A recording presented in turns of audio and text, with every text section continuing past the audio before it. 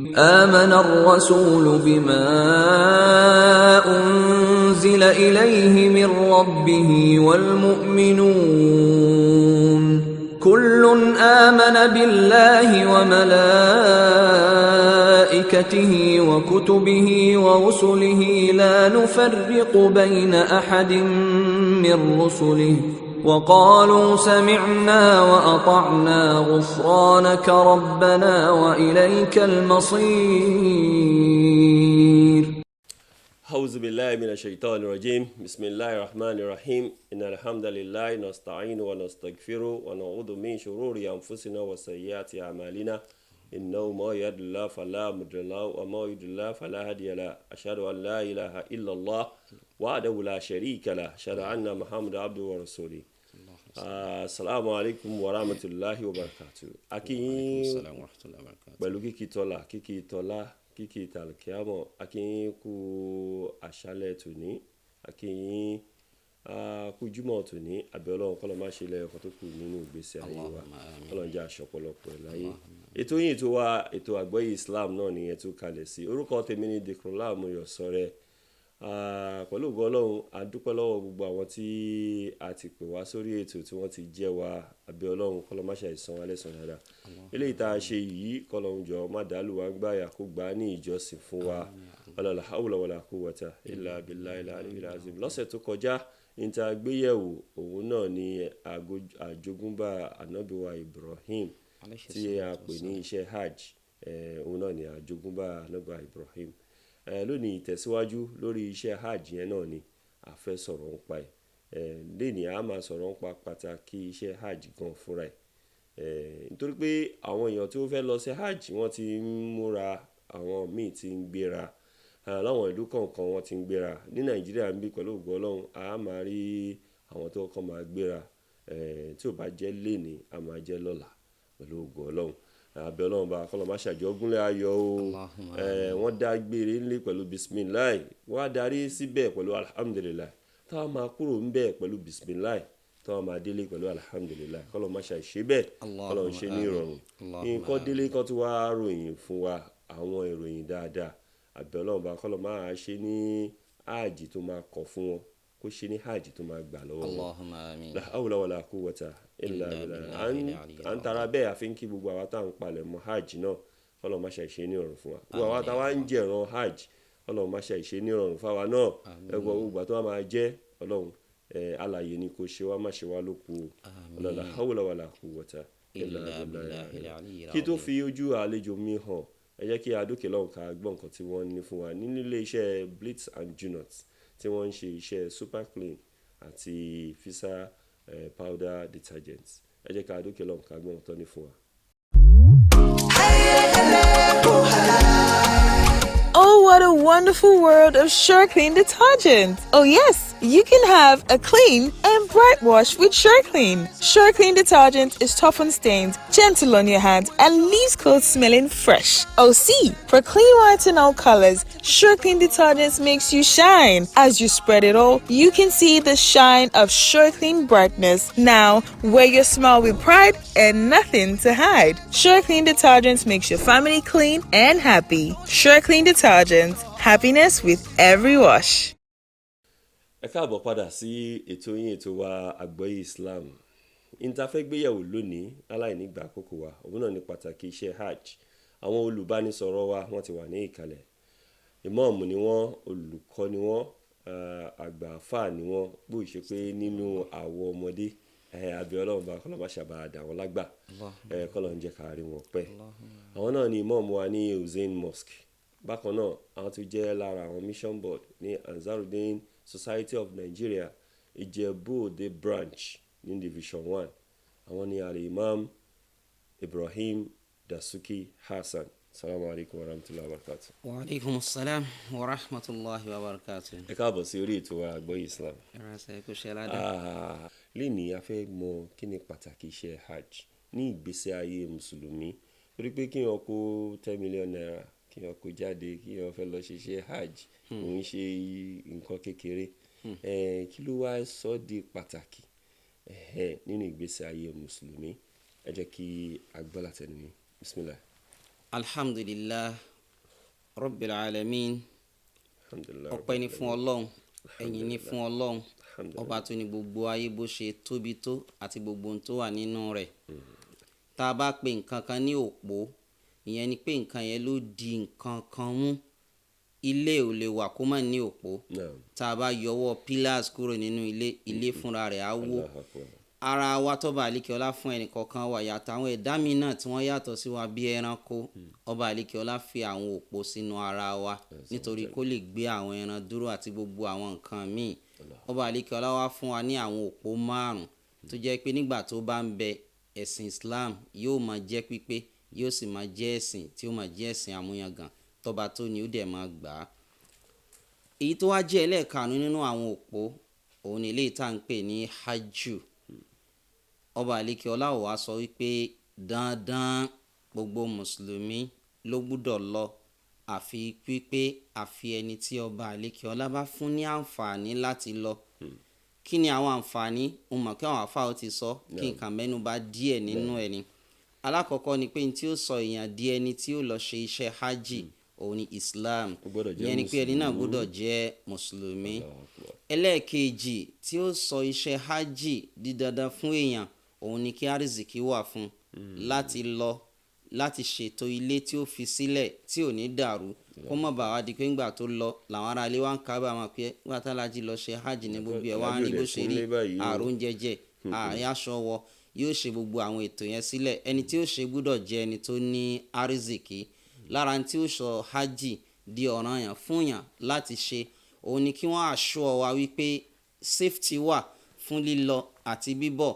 Kì í ṣe pé wíwá pé ogun kan ń bẹ lójú ọ̀nà ká tó dé ìlú Mọ́kà níbi tí wọ́n ti ń ju àwọn nǹkan olóró síra wọn tí ó wàá talu plane titiwa tá à ń gbé lọ. A gbọ́dọ̀ rí assurance látọ̀dọ̀ àwọn tí wọ́n ní authority, àwọn ìjọba kí wọ́n sọ fún wa wípé kò sí problem. Lára tá a máa ń wò tí ó sọ iṣẹ́ hajj di ẹni ẹlẹ́yìngbà tá a bá consider àwọn bíi mẹ́ta tẹ̀yìn yìí a tún wá ròyìn pé ṣé nǹkan kan ò ṣe làákàyè ẹni náà. Èyí la máa ń wò nínú gbogbo tá a bá fẹ́ ṣe nínú ẹ̀sìn Islam. Ẹni tó ya wèrè Ọlọ́run ò retí ìjọsìn látọ̀dọ̀ rẹ̀. So tá a bá wo ẹni yẹn tí wọ́n rí wípé ìlàkàyè ẹni yìí pé ló fi jẹ́ pé kí wọ́n tó lọ sí hajj wọ́n á máa ṣe medical screening fún wọn ní gbogbo ibi tí wọ́n á ti lọ. Nínú tí wọ́n ń yẹ̀wò ní ìlàkàyè wọn. Nínú téèyàn tún máa ń wò tí ó sọ iṣẹ́ hajj di ọ̀ranyàn fún yàn òun ni àlàáfíà. Torí iṣẹ́ hajj gba kí ẹni tó fẹ́ ṣe kó ní àlàáfíà. Téèyàn bá dé ọ̀hún lèyàn á rí i pé òótọ́ ni tọ́ba àlekèọlá ń sọ nítorí pé àwọn iṣẹ́ kan ń bẹ níbẹ̀ ẹni tí ò bá ní àlàáfíà kò ní lè ṣe. Kò sì dá kí wọ́n wá ní gbogbo àníyàn kó ná dúró owó táwọn àfáà wá dárúkọ yìí kí owó náà wá já sásán látara pé nígbà tó dọ̀hún kò rí àlàáfíà tí yóò fi ṣe ni.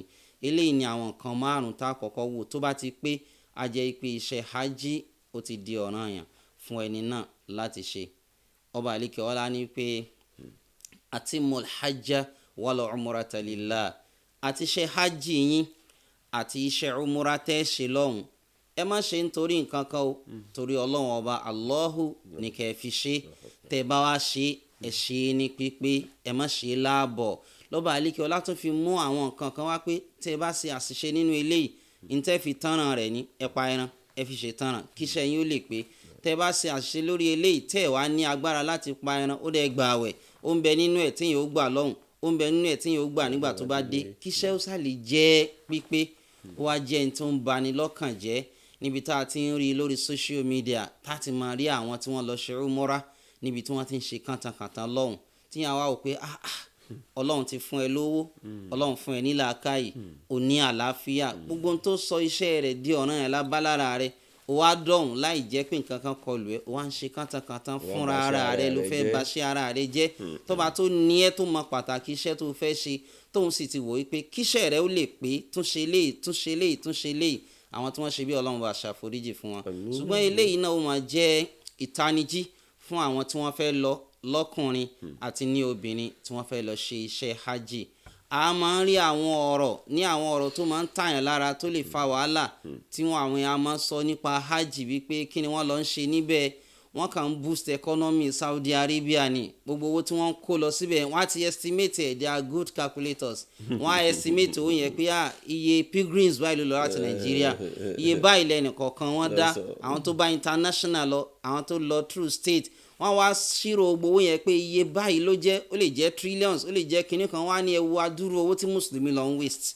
ó tún máa wá ń dùn ní wípé á tún wá rí nínú àwọn tí wọ́n jẹ́ mùsùlùmí táwọn náà tún máa buttress kinní yẹn pé bẹ́ẹ̀ ni òdodo ni tẹ́ sọ, wọ́n kàn lọ ń waste owó ni. àṣẹ tó fà tí wọ́n fi ń ronú bẹ́ẹ̀ ni wípé wọn mọ pàtàkì iṣẹ́ hajj. ṣé ẹ rí ayé tá a wà yìí, àwọn mèremère pọ̀ nínú ẹ̀, àwọn ohun mèremère, àwọn tí máa ń ṣe ojú lọ́yìn, tí máa ń dùn máyàn, tí a fi máa rò wípé ayé yìí kó má tán, kó má tán, kó má tán. ọba tó ní ayé tó máa jù wá lọ ti sọ wípé malhayatu dunya illa mata'ul ghurur. gbogbo tẹ́ ń gbádùn nínú ayé yẹn, àwọn nǹkan kan tí ò lọ títí ni, ìgbádùn ẹ̀tànjẹ lásán ni. ló fi jẹ́ kí mùsùlùmí bá a bá ṣe ń gbádùn láyé la gbọ́dọ̀ máa ronú nípa wípé báwo la ṣe ṣe tá a fi gbádùn jù báyìí lọ ní alkiyama. nínú àwọn ọ̀nà téèyàn fi lè wá gbádùn ní alkiyama ju táyé lọ ni kéèyàn ṣe iṣẹ́ hajj. òdíṣẹ́ ńlá sallallahu alayhi wa sallam wọn ni hajjun mabrur, hajj eléyìí tíyàn bá ṣe tí ọba àlekè ọlá bá gbà á níṣẹ́ tó ní eléyìí ó ṣe ó tẹ́ mi lọ́rùn. òdíṣẹ́ ọlọ́run ní laysa lahu jazaa illa aljanna, kò sí ẹ̀san kan tí ń bẹ fún iṣẹ́ hajj bẹ́ẹ̀ tó ju aljanna lọ. kíyàn wá sílé ayé kó wá dọjọ́ alkiyama kọba àlékè ọlá ó gbé ìdìde kó sọ fún pé máa lọ sínú ilé rẹ̀ aljanna ni. kò sí ìgbádùn tó tó, kò sí oríire tó tó. nítorí wípé téèyàn bá gbádùn láyé tọba àlékè ọlá bá sọ fún wípé ó ṣe ó kù díẹ̀ káàtó lọ lo ọjọ́ kan nínú iná, alquran oníka alfasana mimma ta'udun, ọjọ́ kan nínú iná ṣe dédé 1000 years ní iye ayé. iná tá a wá ń sọ yìí kì í ṣe tí yóò lò lọ́jọ́ kan, wọ́n á máa bẹ níbẹ̀ lọ. ọlọ́run dákun má ṣe wá lọ́ máa ná. tọ́ba àlekè ọlá bá fìyàn sínú àlìjánná bí ó ṣe máa lò lọ náà nìyẹn, everlasting life ni. èèyàn ò kì í kú níbẹ̀, ayé la ti ń kú. so ó tọ́ kíyàn ṣe wàhálà, kíyàn ṣe sacrifice láti rí wípé ọ̀rọ̀ òun ò já sí ná, àlìjánná ni ọ̀rọ̀ òun já sí níwájú ọlọ́run. ló fi ń jẹ́ pé tó bá jẹ́ eléyìí nìkan la bá gbọ́ àgbọ́yé rẹ̀, èèyàn ò ní ever bu ẹni tí ó lọ ṣe hajj àbí ẹni tó rán àyàn lọ ṣe hajj ká máa sọ wípé gbogbo wọn waste owó ni. tó bá jẹ́ eléyìí la bá gbọ́yé, ẹni tó fẹ́ lọ sí hajj kò ní í dọ̀hùn kó máa wá ṣe kántankàntan, kó máa ṣe rádaràda bí irú eléyìí tí wọ́n ń ṣe tá à ń rí lórí social media yìí. ọlọ́run dákun mọ́sá bá tọ́ àwọn alálàájì wa sọ́nà, àwọn alálàájì wa tí wọ́n fẹ́ lọ, ọlọ́run bá fún wọn níṣẹ́ ṣe, iṣẹ́ àṣepé, iṣẹ́ àṣegbà, kọ́lọ́n kó bá wa sọ wọn lọ, kó sọ wọn dé láyọ̀ àti àlàáfíà. tó bá wá rí bẹ́ẹ̀, kí ni pàtàkì níta nítorí ẹ̀ ṣe hajj? lójú tí mo fi wò ó, a lè pín sí méjì, ṣùgbọ́n ẹyọ kan nínú ẹ̀ ló dáa. ìpín alákọ̀ọ́kọ́ ni tí àwọn èèyàn fúnra ara wọn rí gẹ́gẹ́ bí pàtàkì tí wọ́n fi ń ṣe hajj. àwọn èèyàn mọ̀ wípé àbí kí àwọn èèyàn gbà wípé táwọn bá fi lọ sí Maka táwọn dé lọ́kùnrin àbí lóbìnrin, orúkọ àwọn ti yí padà kúrò ní bó ṣe wà tẹ́lẹ̀tẹ́lẹ̀. lọ́nà wo? wọ́n ti di aláàjì, wọ́n ti di aláàjà, láti máa bá àwọn wákà kan pàdé tí wọ́n máa dá wípé bẹ́ẹ̀ fẹ́ mo ti dà aláàjì. so ìyẹn ni wípé wọ́n rí pàtàkì nínú orúkọ yẹn. àkódà àfa kan mo forúkọ bò wọ́n láṣìírí, àfa ńlá ni wọ́n, mo gbọ́ wá sí wọn, wọ́n á ní gbogbo nǹkan làwọn lè gbà, ṣùgbọ́n táwọn ò ní gbà láyé ni kéèyàn àdírẹ́sì àwọn kó mọ́ pé àwọn ní aláàjì. wọ́n ní owó táwọn fi lọ Mọ́kà ò kì í ṣe owó kékeré, wàhálà táwọn sì ṣe lọ́hùn kì í ṣe kékeré. kéèyàn wá pé àwọn lásán kó mọ́ fi aláàjì kún pé àwọn ò ní gbà láyé, pé àwọn ò bá ẹnìyẹn jà. so ó túmọ̀ sí wípé nínú táwọn èèyàn rí ní pàtàkì tí wọ́n ń torí ẹ̀ ṣe hajj, ó ní pé táwọn bá lọ táwọn fi dé orúkọ ayàtọ̀, àwọn ti di aláàjì, àwọn ti di alájà. bẹ́ẹ̀ ni nínú ìkejì tún ni àwọn aláàjì wa tún rán mi létí yẹn. ẹlòmíín wò pé tíyàn bá fi lè lọ sí hajj ó gbúdọ̀ fi eyín sí i. kódà tí wọ́n bá rí ẹni tó lọ sí Maka bíi táwọn aláàjì wa ní ìsìn tí ò lu eyín wa ní bọ́ àárín yín lẹ́nu yìí, táwọn bá sọ fún wọn pé kì í ṣe dandan ní eyín nínú ẹ̀sìn Islam wa ní irọ́ ẹ̀yin ò ẹ̀ tiẹ̀ ṣaka rárá. àwọn alálàájì táwọn mọ̀, àwọn alálàájì àwọn a máa lu eyín. nínú táwọn èèyàn rò wípé ó dáa tó jẹ́ pàtàkì táwọn nítorí ẹ̀ ṣe hajj, òun náà ni pé status ó tún yàtọ̀ látara pé eyín yẹn tí wọ́n bá ti rí, wọ́n ti mọ̀ wípé ẹni aláàjì ni, wọ́n ti mọ̀ wípé aláàjà ni. kódà ẹlòmíín rò wípé bóyá èèyàn tún lè fi látara ẹ̀ kéèyàn fi rí àwọn oore kan gbà torí kí wọ́n á wòyàn pé ẹni yìí lẹ́ni yìí láwùjọ, so yóò lè ṣe sábàbí kí àwọn oore kan kí ó dé ọ̀dọ̀ rẹ̀. kí wàá ní ti Ọlọ́run ọba tó ní wá kí ló fẹ́ tó fún ń wa fẹ́ gangan ní tó ṣe pàtàkì tá à ń torí ẹ̀ ṣe hajj. Alákọ̀ọ́kọ́ ni mo ti kọ́kọ́ sọ níbẹ̀rẹ̀ ọ̀rọ̀ mi yẹn wípé alkiyama wa aljanna ní ti gbogbo wa ń lé, torí pé kéèyàn wáyé kó wá dọjọ́ alkiyama kọ́ba àlekíọ́lá sọ fún wípé káàbọ̀ ẹrú rẹ̀ máa lọ sí ààyè ibi tí ó dá òun ní tó yẹ èèyàn. Eléyìí ni pàtàkì tí à ń torí ẹ̀ ta fi ṣe hajj. Ọba àlekíọ́lá sọ fún wa wípé alhajju ashhurun ma'lumat. Eléyìí wà ní Quran chapter 2 verse 197. ó ní alhajj ìta ń pè ní iṣẹ́ hajj yẹn ashhurun ma'lumat, àwọn iṣẹ́ kan ni tó jẹ́ pé oṣù tá a ṣe òun Ọlọ́run ọba ti ṣàlàyé ẹ̀ fódìṣẹ́ òun. Òdíṣẹ́ rẹ̀ náà sallallahu alayhi wa sallam òun náà ti wá ṣe àlàyé rẹ̀ fún gbogbo mùsùlùmí. Ó dẹ̀ ṣe ní yékéyéké débi pé ọba tó fi iṣẹ́ ran gan sọ fún pé ìrẹ́ yìí ó jẹ́ iṣẹ́ náà ó jẹ́ ní àṣepé. Ó wá ní faman farada fihinna alhajja, ẹnikẹ́ni tí hajj bá wá di ọ̀ranyàn fún pẹ̀lú gbogbo tá a kà síwájú yẹn tẹ́yìn náà fi rí pé àwọn tí wọ́n kà sílẹ̀ yìí pé sí mi lára, ó ṣe dandan fún mi, ó pọn dandan fún mi láti ṣe iṣẹ́ hajj. Kẹ́ni náà ó lọ máa mọ̀ dájú wípé la rafatha, èèyàn ò kì í dé Mákà nígbà tó ti bẹ̀rẹ̀ iṣẹ́ hajj tó ti wọ aṣọ pé iṣẹ́ hajj ti bẹ̀rẹ̀, kẹ́ni náà ò tún wá lọ ṣe ìbàjẹ́ kó ṣe zina. Gẹ́gẹ́ bá a ṣe mọ̀ ipe nílé náà èèwọ̀ ni fún mùsùlùmí láti ṣe zina. Tá a bá tún ti bẹ̀rẹ̀ iṣẹ́ hajj náà torí pé iṣẹ́ olóore ni tí ó ra ọ̀run fún wa, a gbọ́dọ̀ ṣe ìbàjẹ́, a gbọ́dọ̀ ṣe zina nínú ẹ̀. Wala fusuqa, èèyàn gbọ́dọ̀ wà lẹ́ni tó fẹ́ ṣe iṣẹ́ hajj kó tún wá jẹ́ kí gbogbo ohun tí ọba àlékè ọ láti ṣe àlàyé fún wa ipe ẹ má ṣe lẹ́ni náà wá dọ̀hùn tí ó máa wá yapa rẹ̀ tí ó bẹ̀rẹ̀ sí ní ṣe tí ọba àlékè ọlá pọn dandan fún wa láti má ṣe. Wala jidala fil hajj, ọba àlékè ọlá ní èèyàn gbọ́dọ̀ wà nínú iṣẹ́ hajj kó wá jẹ́ pé à ń jiyàn, à ń ṣe jàgídíjàgan, à ń bára ẹni jà lẹ́ni náà ó ṣe nígbà tó bá dé iṣẹ́ hajj. Ó wá ní wa ma taf'alu min khairin, ẹ rí àwọn nǹkan mẹ́tẹ̀ẹ̀ta yìí tẹ́ ẹ bá ti lè sá fún, á jẹ́ pé ẹ ti ṣe dáadáa, ẹ ti ṣe iṣẹ́ rí. Èyí yóò tẹ́ bá wá ṣe nínú iṣẹ́ tíṣẹ́ náà wá jẹ́ iṣẹ́ rí, ẹ lọ́ọ́ mọ̀ yìí pé ya'lamuhullah, ọba tó mọ kọ̀rọ̀ tó mọ gbangba, ó rí gbogbo iṣẹ́ yín. Nígbà tó rí tó ti máa tẹ́nì kọ̀ọ̀kan ṣe ń ṣe ẹ fọkànbalẹ̀, yóò san kálukú yín ní ẹ̀san rí. Ọlọ́run wá tẹ̀síwájú, ó ní watazawwadu, ẹ rí iṣẹ́ tẹ́ fẹ́ ṣe yìí iṣẹ́ ńlá ni o, iṣẹ́ rí ni o, ẹ plan fún o, ẹ ṣe ìpalẹ̀mọ́ sílẹ̀ fún. Fa inna khayra zadi taqwa, èyí tí wọ́n ń jẹ́ ìpalẹ̀mọ́ tó dáa jù òun náà ni ìbẹ̀rù Ọlọ́run. Watazawwadu fa inna khayra zadi taqwa, Ọlọ́run wá ní wattaquni, ẹ wá rí ẹ̀yin tẹ́ fẹ́ ṣe iṣẹ́ yìí ìbẹ̀rù Ọlọ́run ni ẹ fi ṣe. Èmi Ọlọ́run ọba ni ẹ bẹ̀rù, ya ulil albab.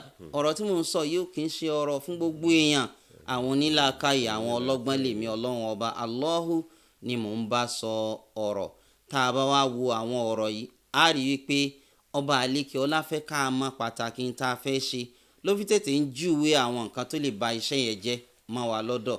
Ó túmọ̀ sí pé lọ́dọ̀ Ọlọ́run pàtàkì iṣẹ́ hajj tá à ń torí ẹ̀ ṣe òun ni wípé gbogbo tọ́ba àlékè ọlá ti júwe fún wa síwájú ká tó dọ̀hún ní tá a máa ṣe tá a fi di ẹrú tòótọ́ lọ́dọ̀ rẹ̀, òun ni iṣẹ́ hajj ló wá tún ṣe nínú ìgbésí ayé wa, ló wá kọ́ wa, ló fi jẹ́ kí gbogbo àwọn tọ́ba àlékè ọlá pè ní òpó yẹn wọ́n wá rí fọ́ọ̀mù èèyàn ni, torí pé a níbi tá a kù sí.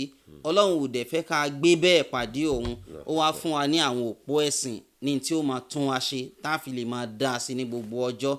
A máa dá lọ́dọ̀ àwọn èèyàn tá a jọ ń bára wa ṣe, a dá lọ́dọ̀ mùsùlùmí, a máa dá lọ́dọ̀ ẹni tí kìí ṣe mùsùlùmí, a wà á dá lọ́dọ̀ ọba adẹ́dà tó ní gbogbo wa. ní táwọn òpó ẹ̀sìn tí wàá ṣe fún wa nìyẹn, ní tí hajj náà tó wàá ṣe fún wa nìyẹn. So pàtàkì rẹ̀ ni wípé kó tún wa ṣe níbi tá a kù sí, kó tún wa jẹ́ a máa dá a sí níbi tí a dá a sí, níbi tá a ti dá a tẹ́lẹ̀. Nínú tí wọ́n máa ń ba iṣẹ́ èèyàn jẹ́ tí máa ń sọ ẹni di ẹni àbùkù láwùjọ, òun ni tọ́ba àlékè ọlá júwe fún wa nínú àyà yìí. Àwọn àyà àti tọ́ba àlékè ọlá sọ̀rọ̀ hajj ó pọ̀, ṣùgbọ́n nítorí àsìkò mo kàn rọra mú kékeré. Zina a máa kó bá ẹni, ọ̀rọ̀ pọ̀ ní tọrọ Ọlọ́run ọba sọ, ó pè ní sa asabil, ojú ọ̀nà àánú, ojú ọ̀nà ìparun. Kò ní dáa kéèyàn lọ sí hajj kó dé kó jẹ́ pé ẹni tí ń ṣerú ẹ̀ tẹ́lẹ̀ ni kó tún wá padà síbẹ̀. Lọ́ba àlékè ọlá tètè sọ fún yín pé orí bó ṣe ń lọ yìí níbi tó kù sí ìwọ náà ti mọ̀ tó bá jẹ́ zina ni kì í ṣe téèyàn máa ń ṣe lọ́hùn tó bá ṣe yóò bá ṣe rẹ jẹ́ kò ní pé tó bá ṣe yóò sọ ẹ́ dẹni ìdàkudà lọ́dọ̀ Ọlọ́run kódà yóò tún sọ ẹ́ dẹni ìdàkudà lọ́hùn torí pé ní ọ̀hún gan fúnra rẹ̀ òfin Ọlọ́run ni wọ́n ń lò so tí wọ́n bá mú èèyàn á jẹ́ pé nínú òní padà bá àwọn alálàájì rẹ̀ dé padà wá sílùú yòó tí ó bá ti kúrò nìyẹn. ẹlẹ́ẹ̀kejì ká máa ṣe jàgídíjàgan nínú tó bàlúwa yìí jẹ́ ni iṣẹ́ hajj pẹ̀lú tí ó fẹ́ kọ́ wa so pàtàkì rẹ̀ ni pé ńgbà tá a bá fi dé ká jẹ́ ẹni tí ò ní máa bá wọn ṣe jàgídíjàgan bákan náà ni gbogbo ohun tá a bá pè ní ìran tọ́ba àlekèọlá sọ fún wa kí ẹ má débẹ̀ iṣẹ́ hajj ni tí ọba àlekèọlá gbé fún wa láti kọ́ wa wípé àwọn tó ní a máa ṣe àní ṣe eléyìí tó fẹ́ ká ṣe a máa wá ṣe. a tẹ̀síwájú pẹ̀lú ògbọ́n ẹ jẹ́ ká dókè lọ́hùn ká gbọ́ nǹkan tó ní fún wa ká tó wá tẹ̀síwájú lórí iṣẹ́ hajj pàtàkì iṣẹ́ hajj bismillah. Oh, what a wonderful world of Sure Clean detergent. Oh, yes, you can have a clean and bright wash with Sure Clean. Sure Clean detergent is tough on stains, gentle on your hands, and leaves clothes smelling fresh. Oh, see, for clean whites and all colors, Sure Clean detergent makes you shine. As you spread it all, you can see the shine of Sure Clean brightness. Now, wear your smile with pride and nothing to hide. Sure Clean detergent makes your family clean and happy. Sure Clean detergent, happiness with every wash.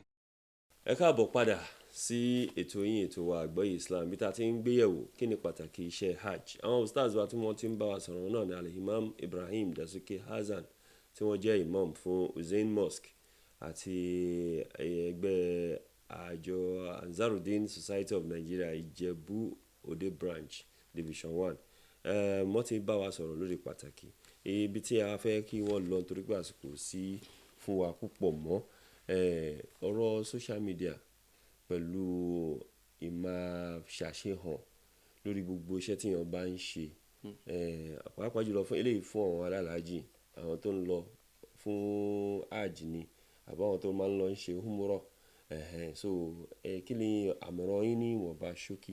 Ọlọ́run kó bá wa fún àwọn èèyàn wa ní àgbọ́yé. Àmín.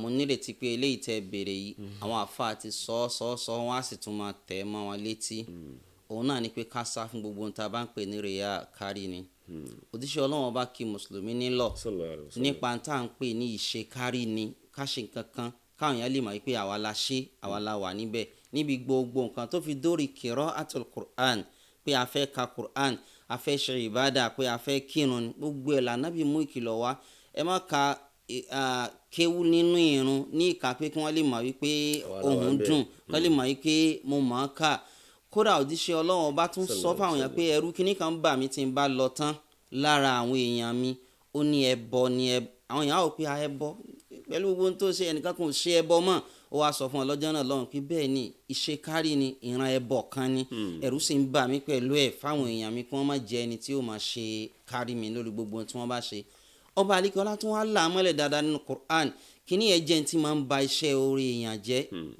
Ọlọ́run dákun wá ṣàánú wa kò sí àsìkò ó ti sọ̀rọ̀ tó pọ̀ nípa rẹ̀ wọ́n àpèjúwe yẹn wá kéèyàn gbé nǹkan tó ti so ẹni bá ní kárí mi nínú ẹrù rẹ̀ a máa ba iṣẹ́ rẹ̀ jẹ́ ṣùgbọ́n yẹn ló wá pọ̀ nísìn pàápàá jùlọ pẹ̀lú gadget tí à ń lò tó ń ṣe wá láǹfààní tó tún ní ẹ̀wọ̀n ìparun nínú nígbà kan wọ́n tiẹ̀ kì í gbà kẹ́ni kankan lo fóònù ṣùgbọ́n gbà tó yà àwọn náà orí nǹkan kan ṣe sí wọ́n fi kálukú lẹ̀ níbi fóònù yìí làwọn èèyàn ti wá ń ba iṣẹ́ ara wọn jẹ́ tí wọ́n mọ̀ nítorí wípé kárí ní pọ̀ nínú ẹ̀ gbogbo ohun tí wọ́n bá ń ṣe bẹ́ẹ̀ náà ń gbé síbẹ̀ ó wá cause distraction dé wípé ẹlòmíì gan ò fẹ́ ní time láti lè mójútó ohun tó torí ẹ̀ lọ sí ọ̀hún Ọlọ́run dákun mọ́sá bá tán wọn sọ́nà kọ́lọ́kọ́ bá ṣàánú wọn.